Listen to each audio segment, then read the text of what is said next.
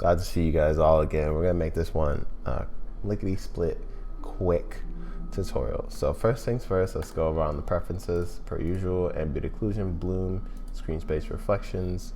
Go over to your preferences tab. Make sure that you have your animation set to default interpolation linear. Once that's set, let's go ahead and play with some modeling here. Let's go ahead, add in a cylinder. It doesn't really matter how many subdivisions. Let's go ahead and rotate it on the y-axis. Actually, rotate this on the x-axis, so that's r plus x. Let's go ahead and make the dimensions on the z, make it 8 meters. Let's drag that over to the start. Oh, that would be location 040. Let's go ahead and go into edit mode, select faces, select both of the faces on the cylinder, delete that. Okay, cool beans. Now, what we're gonna do is just make sure we have an animation up and running. So let's go ahead and split our workspace. Go front, make sure a camera comes in. Okay, once you have your camera, view camera. Let's pay attention down below with our timeline on 0. You're gonna go ahead and keyframe our trusty dusty camera on the y-axis into a single keyframe, all the way to the last keyframe, 250, 8 meters. Insert, and you should see, essentially now we have the animation set up for us to go directly through the cylinder. I just have some really bold coffee. So let's go ahead and call the cylinder looping container. And what we're gonna do now, we're gonna go ahead and we're gonna create some duplicates. So what I like to do to create the duplicates is simply just create a new collection. I'm gonna call it loop. And what you're gonna do from there, in your regular scene, press Shift A, bring in the loop collection loop, bring that right there, press Shift D, drag it on the y-axis, make sure it aligns. Then once you have that, just press Shift R a few times.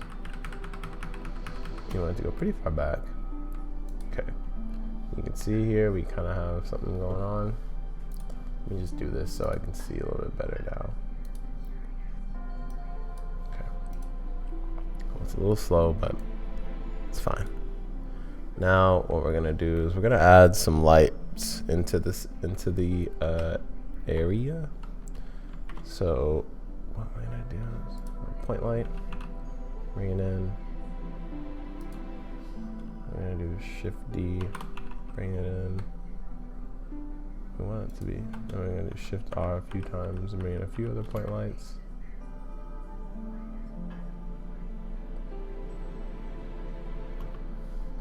Oh, actually, you want to take all these point lights, my friend, and bring them into the loop. Once they're in there, essentially what you'll see is we'll have a whole bunch of lights just kind of playing here. Oh.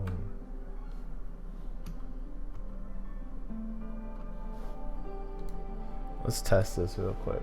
I have a feeling something's gonna go wrong. In terms of, you can see our looping container is just this one.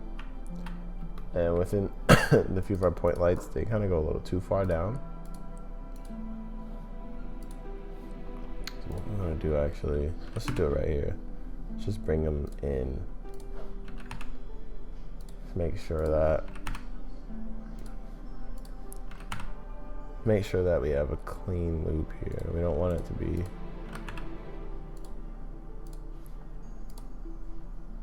So you can see we have a little too far.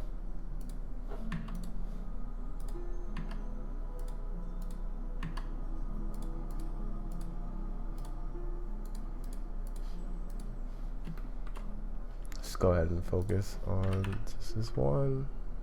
Spread them out a little bit. Create a very simple color loop here.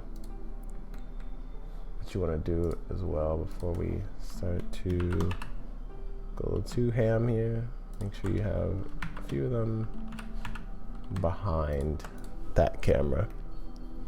Okay. So right now those lights are set up, and what we're gonna do is play around with some of the shading. So I'm gonna horizontally split, shader editor, select your looping container, hit new looping container. Let's go ahead and enter the rendered view. Now let's turn up the metallic a bit. I like to turn down the roughness. It's kind of cool though when you fully turn down the roughness, so you can see we get this more of a warm portal kind of effect, which is cool in its own way. But we're gonna turn down the roughness, at least so subtly. What you're gonna do with looping container, you're gonna go ahead and shade it smooth so we get them blending well. And from here, we're gonna turn up the colors a little bit, not 200, maybe around 40. I'm gonna make one green, 40, make this one blue, 40, I'm gonna make this one purple.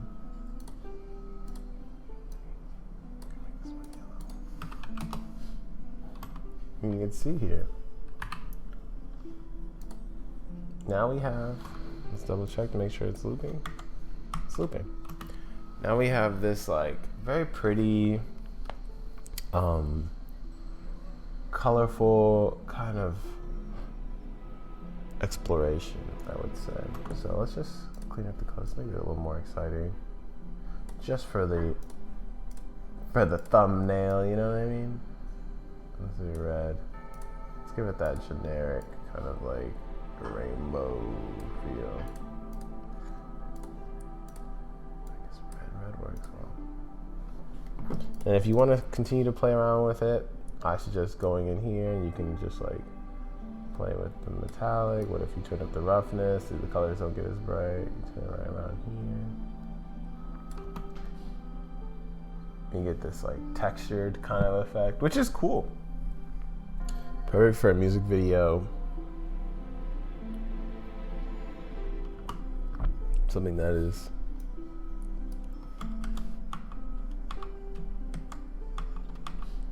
now one last thing, just in case if you guys, you can, if you're into the eye for details, you can see that this end part essentially needs to be consistent throughout the entire design. And I think I have a fix for that.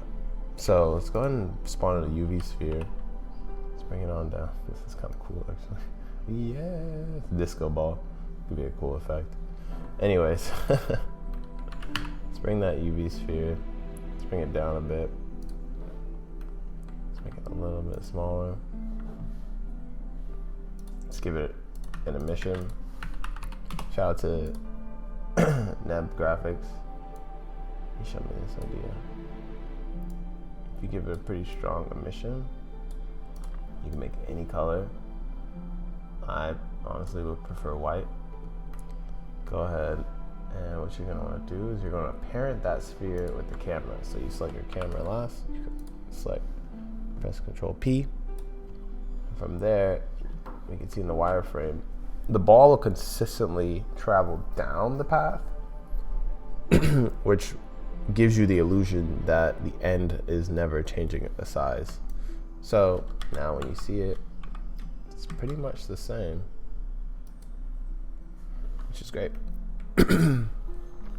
All right, so what I always like to do to add my little touch at the end of things, I always like to go into the compositor. You don't have to do that. If you want, you can go straight into rendering. You just hop right out of this video and go along with your day. So essentially, click the little printer icon, go to output, Make sure that the file format is FFmpeg video. Turn MPEG 4. I like to do perpetually lossless. Go ahead and set where you want to render it, and you pretty much have your video. But for everyone that wants to stay here and chill out with me a little bit longer, feel free to add some lens distortion to it all. And let's add a viewer, and let's add a reroute.